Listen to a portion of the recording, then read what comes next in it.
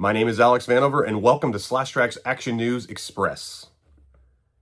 Turkish man to pay ex-wife $240 every 3 months in cat support. Not child support, cat support. So, in a first-of-its-kind ruling, a Turkish court ordered a man to pay his ex-wife $240 every 3 months to help with the care of their pet after their divorce.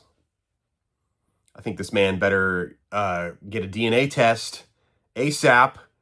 You know, kittens are known to have multiple fathers. There's no telling if this guy's the actual father. I'm just saying. It's science.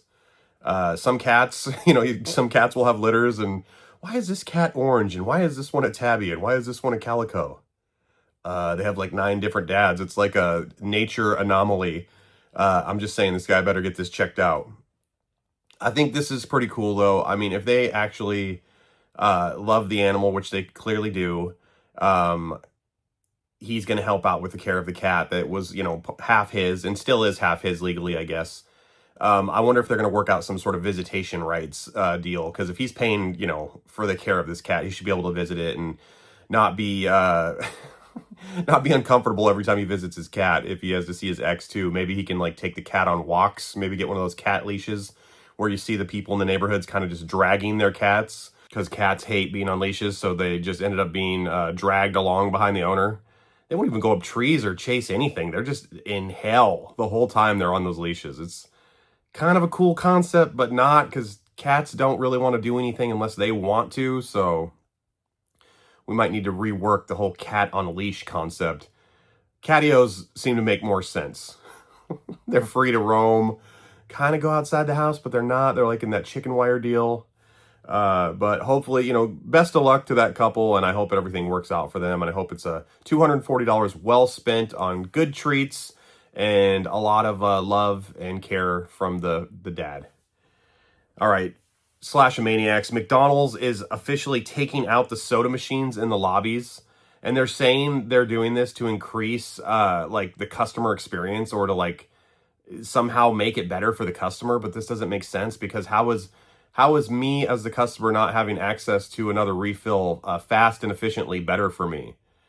This seems more like a situation where they want you to have to come to the counter and not, take too many refills, I guess, or maybe fill up a water cup you paid 10 cents for with soda. But what I think it actually is, other than those other reasons, I think it's McDonald's way of making the dining room less appealing and less comfortable, I guess, for the guest. They want to go all automated. They want you to order everything online. You can't even talk to somebody at the counter anymore. There is nobody at the counter anymore when you walk into a McDonald's. You have to order online. My dad would be completely lost and upset if he had to go into a McDonald's and try to order on one of those things. It would be a problem. He would be cussing the entire time.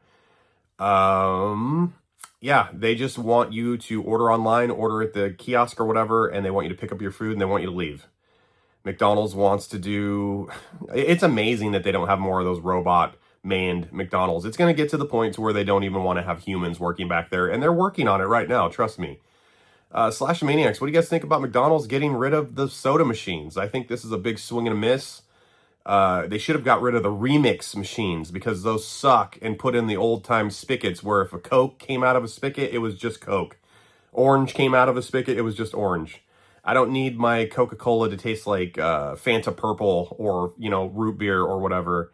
I can't stand those remix machines. Get rid of those. Bring in the old-time Coke machines. Leave them in the lobby. Leave the guests alone. Let's give the people what they want instead of just turning them into a dollar sign. I'm almost done with McDonald's. I love McDonald's. I've loved it my whole life. It's becoming more and more clinical. There's less of a human touch to it. They resemble nothing of what I remember and everything I loved from being a kid and going to McDonald's and having it be more than just the food, because I went to McDonald's because it was fun. I didn't go for the food. The food was okay. Food's still okay. Food's pretty good. But there's better burgers in town. I went because McDonald's was fun. And they're definitely not fun anymore.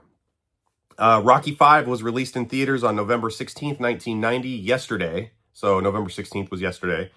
The budget was, let me see here, there's no concrete budget. It's between 30 and 42 million. The movie ended up grossing $120 million at the box office, which is a great profit, even for 1990 standards. Even for today's standards, actually. If you made like 4 times your budget, you're doing well. 3 times your budget. But for a Rocky movie, that was a huge failure. Put the franchise on ice for decades until Rocky Balboa came out. Rotten Tomatoes, this is a rare Rotten Tomatoes even kind of thing here. 32% critics, 31% audience. So everybody just agrees this is a clunker. Rocky 5 is probably the weakest in the franchise. Coincidentally, is maybe one of my most rewatched in the franchise because I absolutely love when Paulie gets punched in the bar and Rocky says, "You knocked him down, why don't you try knocking me down?" I love that. Get goosebumps to this day. Love the Burgess Meredith Mickey flashback where Rocky's doing a memory lane walk and he goes to the gym and he has a flashback of Mickey training him. And he's like, you know, you go through life and you start losing things and you lose and you lose and you lose and you start to think, what the hell am I even sticking around here for? And the reason he had to go on was Rocky. I love that. I love when Rocky's fighting Tommy Gunn in the street fight and Mickey shows up again. Mickey steals this whole movie, by the way. He's not even in the movie. I don't even know that he's credited in this movie, but he's in the movie in flashbacks. He's a Star Wars Space Ghost boxing trainer. When he says, "Get up, you son of a bitch. One more round." Love it. My whole life is one more round. Everything about my life is one more round. It's like, I could have quit so many different times, but I never did. And it's because you got it. If you don't quit, you'll never lose. Just keep trying. I'm kind of doing that with the YouTube channel right now. I got demonetized last week and I thought I was going to give up, but I didn't. We're going to go one more round. We're never giving up. Slashamaniacs. What did you guys think about Rocky 5? Is it in your playlist? Do you watch it when you binge the Rocky movies or do you skip it? Is it the dream child of Rocky movies? I think there's definitely some redeeming qualities about the film. Some of the things I really disliked about the film was Rocky had all this success. He went from rags to riches. He worked his ass off. He did all the things you're supposed to do. And ultimately, he lost it all because Paulie signed over power of attorney while he was in Russia fighting for no money. And he was stripped of his title because he wanted to avenge the death of his friend Apollo. So he gets stripped of his title. He loses all of his money. He loses his house. He loses his sweet Harley, his custom yellow Italian Stallion Harley Davidson. Loses his watch. I got a watch. No, you don't. Not anymore. Paulie might. You don't. And Rocky has to open the gym that he somehow still owned because it was in his son's name, because it was willed by Mickey to his son. He's got a terrible relationship with his son. There's a lot of things about this movie that really was a major bummer and put me into a mental funk during the screen time. I think that's one of the reasons a lot of people didn't like it. Plus, Rocky doesn't fight in the ring. They gave him brain damage.